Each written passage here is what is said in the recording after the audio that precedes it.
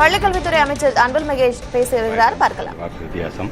இரண்டாவது முறை 49,697 வாக்குகள் வித்தியாசம்.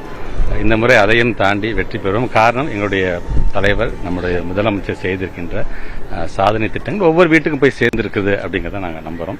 கண்டிப்பாக அது தேர்தல் ரிசல்ட்லேயே அது பிரதிபலிக்கும் என்கிற நம்பிக்கை. இளைஞர்களுக்கு அதிகமாக வாய்ப்புகள் நம்முடைய தமிழ்நாட்டு முதலமைச்சர் இன்னைக்கு வழங்கியிருக்காரு.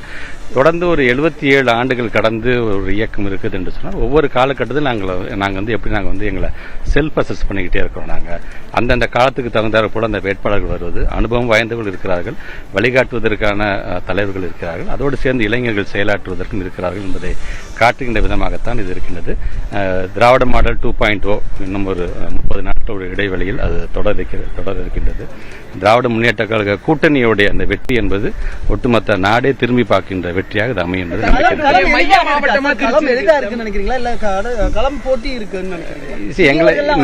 நாங்கள் செய்திருக்கின்ற சாதனைகள் எங்களுக்கு ஒரு தலைவர் கொண்டு வந்திருக்கிற திட்டங்கள், அது சார்ந்து நாங்கள் செயலாற்றிய அந்த விதம், அரசாங்கம் செய்திருக்கின்ற சாதனை ஒட்டுமொத்தமாக தொடர்ந்து ஒரு 4 நாளாகவே பாருங்களேன். ஒன்றிய அரசே பார்த்தீங்கன்னா நாங்கள் கொண்டு வந்திருக்கின்ற ஒவ்வொரு திட்டத்தையும் எங்களை பாராட்டுகின்ற விதம் இன்னைக்கு நாடே திரும்பி பார்க்கின்ற பல சாதனைகளை செய்திருக்கின்றோம்.